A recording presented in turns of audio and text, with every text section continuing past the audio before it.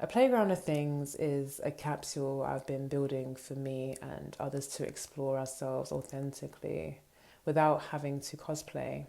It's where energy collides, where thought, form, and perception intertwine in ways that challenge the boundaries of what we know as real. And I mean that literally. It doesn't sit in one category or belong to one definition. I don't see it as a studio in the traditional sense, nor as a brand or a fixed identity. It's more like a host for consciousness to witness itself, where imagination performs through the personalities of play, a social experiment of possibility. It's also a space for presence, reflection, a place to slow down and encounter the textures of consciousness and creativity in real time. Every form is the teacher and the student, and the more I see this, the more I realize I'm moving through architectures I've been building without consciously being aware of it. Have you ever noticed when you're in nature and you're pulled to slow down? Your awareness seems to capture more awareness. Attention here is not passive. It warps reality, time, space, and matter. When I slow down enough, I notice imagination exists everywhere. It's the structure of our experience.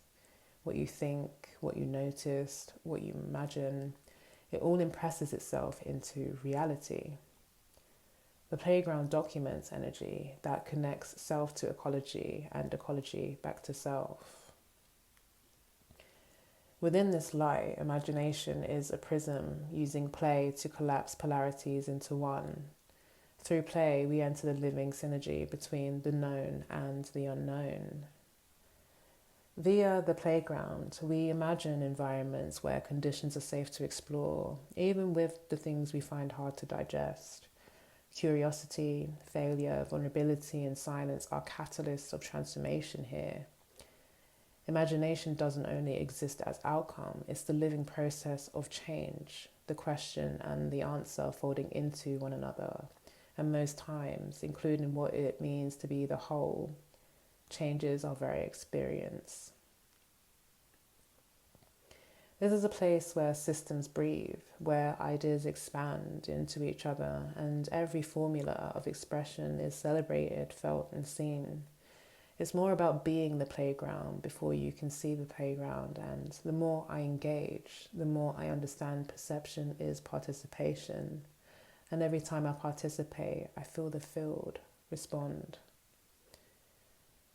What emerges is the ability to attune to life, to notice what others may overlook, a living system reflecting our own becoming back at us.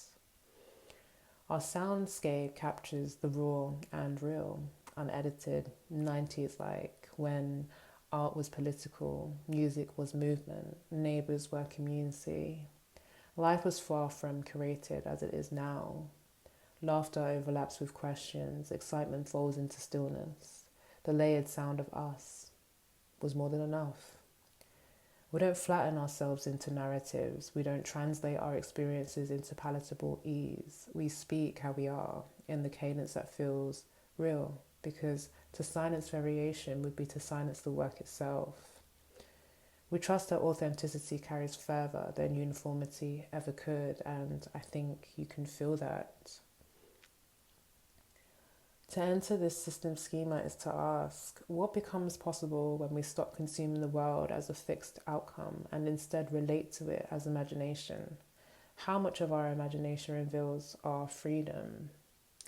The playground is a live wire moving through us in motion, reshaping reality in the here and now. The only question left is how much we're willing to play.